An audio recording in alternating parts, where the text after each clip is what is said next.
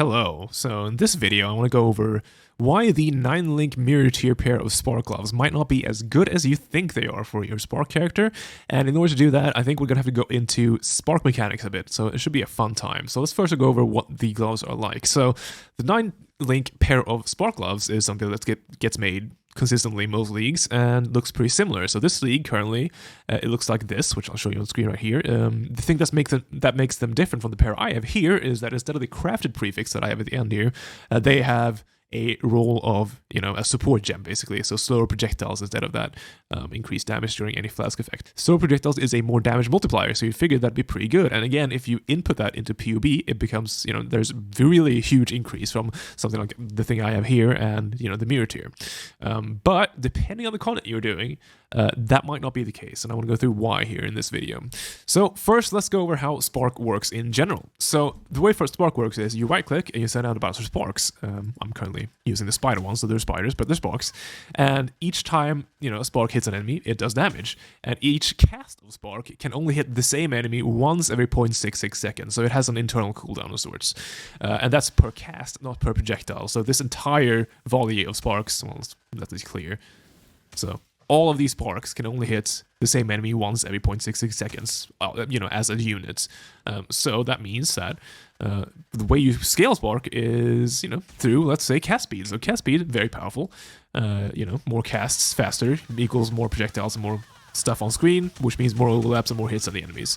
Very easy stat to understand. It scales like any other spell.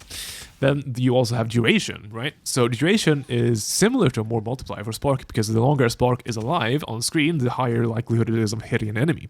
Especially, in an enclosed space like this, the longer these sparks are alive, they're just going to keep doing damage, right, every 0.66 seconds. So that's basically just a more multiplier given a long enough fight. And this is why rings like Nimbus, or, well, specifically Nimbus, this league has, been very popular with Spark builds, because Nimbus doubles your Spark duration just like that, which, given a long enough fight, is 100% more DPS, basically. It's a pretty easy way of thinking about it.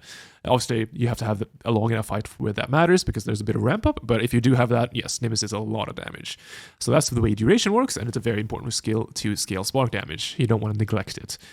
Then there's also Pierce. So Pierce, the way Pierce works is kind of interesting. Unlike how the damage works on Spark, it's not per cast, it's per projectile. So each Spark projectile can go through an enemy equal to the amount of Pierce you have. Pretty self-explanatory. So let's say you have one Pierce and you have an enemy. That one Spark projectile is going to be able to go through that enemy once and then hit it again, and then it's going to fade. If you have no Pierce, they're just going to be able to hit the enemy once and then it's going to fade. And if you have a bunch of Pierce, that one projectile is going to go through the enemy a bunch. So that's the way Pierce works. Then there's also Projectile Count. So since Spark is, it's per cast, that means that the more projectiles you have, the more likely each cast is to overlap an enemy, because it's just going to cover more area, because more projectiles, right? And the way that interacts with Pierce is, and this is from a bunch of people who are way more clever than me that have run simulations on this, is that generally when you have 14 plus projectiles for single target, you don't really need Pierce anymore, because you just have so many projectiles, it's just going to hit the thing, as much as it's going to be able to anyway. But for clear, you might need a few. So I would say, get 2 or 3 for trash, for maps, and then for bosses, it doesn't really matter if you have over 14. But, so that's projectiles, right? So that's cool. And that's the way that interacts with Pierce. Then there's also Projectile Speed. And this is an often overlooked, I feel like, stat that scales Spark, because obviously, the faster your sparks move, the more distance they travel. So Projectile Speed increases the travel distance for your Spark projectiles, which in turn increases the amount of likelihood a single Spark projectile is to overlap an enemy within its activation period. So Projectile Speed also scales your damage because of that. And that's why I wanted to cover these gloves, because that last prefix of adding slower projectiles to Spark, while it is a nice more multiplier for your damage, it's also a less multiplier for your Spark projectile speed. So it's not a pure upside here. Here I have my character loaded up in POE, and you can see that I also have the mirror tier, currently the best mirror tier pair of Spark gloves that are existent in the Sanctum League, loaded up in here. So if I were to get these and equip them, I would gain 19.1% sheet DPS per Spark hit, and that is also increased by the full DPS. So I've included 3 Spark hits here, which I've found to be my average in general gameplay, running simulations and stuff. So let's say we change to these gloves, right? So I switch them over. And yeah, so we go from 79 million per hit and 239 million for the full, we switch over and it suddenly becomes 95 million per hit and 285 million for the actual DPS. So you see that and you think, wow, that's a huge DPS increase, right? But if we look at this, so if we look at the original gloves, we go from 298 projectile speed, and projectile speed multiplier. So this is not, it's not the number of actual, it's not like some sort of velocity measurement, it's a multiplier. But yes, so we go from that to 2.1. So it's quite a big decrease for that damage gain. So it's very difficult to visualize this and to even, account for exactly how big of a difference this does in actual gameplay, but I have a tool here that might help us to get an idea. So this is a Spark DPS calculator. This is made by Vegeta079 on Reddit. Very cool tool. Big credit to that person. I'll link it in the description. And it is a way of visualizing how much spark damage you're actually getting in different scenarios. So you can see that we have the DPS here, hits per second, and the effectiveness, and some other stats here. We can input here on the side the cast rate, projectiles, pierce, duration, damage per spark, and spark speed. And then we can move this green box is the enemy, and the circle is the player. So you can move the player around, and it'll shoot out their sparks, and it'll bounce around the walls. And all the blue projectiles are projectiles that are still able to hit the enemy within its cooldown, and the red projectiles are projectiles that have hit the enemy and are on cooldown. So cooldown meaning they can only do damage every 0.66 seconds. So they have to wait 0.66 seconds and then they will turn blue and are able to hit the enemy again. So that's the way this works. Yeah, very cool tool. And we can use this to help visualize the exact difference that the Spark Gloves would make to a character. Okay, so what I've done here is I set this up with two different calculators side by side. One with my current setup with my personal gloves, which aren't the mirror tier, and that's on the left here. And then on the right, I've input the mirror tier pair of gloves. So here you can see that, and this is using the Urias Docks map. So if you've done Simulacrum, you'll know that map. It's very tight corridors. I would say it's sort of Crimson Temple-esque, so very good for Spark. Just, long, tight corridors and sort of ideal conditions. So you can see that here, if you look at the DPS of the two, the DPS is actually quite close to what we saw in POE. The difference is pretty much the same, and you might see some difference here. It's because I updated my build a bit. I was using an older POE before, but these are the accurate numbers right now using my current build, so there might be a bit higher than the POE. But you can see that the delta value between the two DPSs is pretty similar to what we saw in POE. So in this situation, the mirror tier pair of gloves is totally worth it. And if you're mostly doing this type of content, I would, there's no reason not to mirror them really, except for obviously currency. But it's just sort of a long-term goal, right?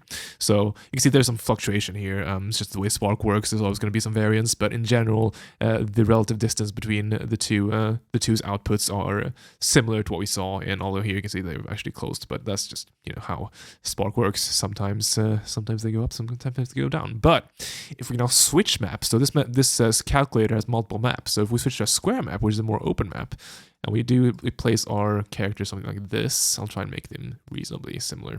But you see here in a more open map, and this would be similar to, I don't know, some larger Dunes map or some of the boss arenas that are kind of like this, where you don't have the enemy surrounded by walls on some of the sides, and it's sort of, you get some bounce back because it does have walls that are just quite a bit far out. So this is it's more favorable for Spark than say the Cyrus arena, which you don't get any bounces at all in the Cyrus arena, but it's still not fantastic. But as you can see in this very particular situation, currently the non-mirror tier pair of gloves that does not have slower proj is beating the mirror tier by fairly substantial bit, because again the projectile speed from the Spark lets them travel a further distance and gives the player without slower projectiles more bounces and more Spark casts hitting the enemy during its activation period.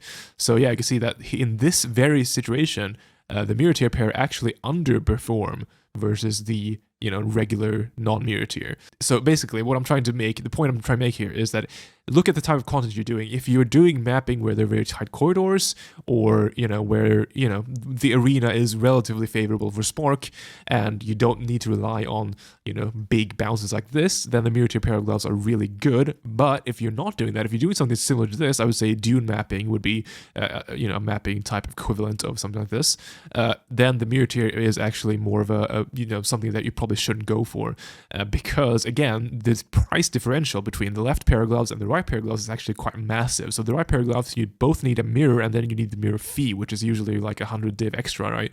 So it's a huge cost versus the left pair, which you could buy the suffixes done for like 30-40 div and then finish the prefix on your own and get something similar to this for, I don't know, 40 div maybe. So there's a huge cost differential between these two. So before you mirror the right pair of gloves, try and look into what type of content you're doing, and maybe try and use this calculator yourself and see how big of a difference it would be depending on what you're doing, because you might not actually gain that much from this pair.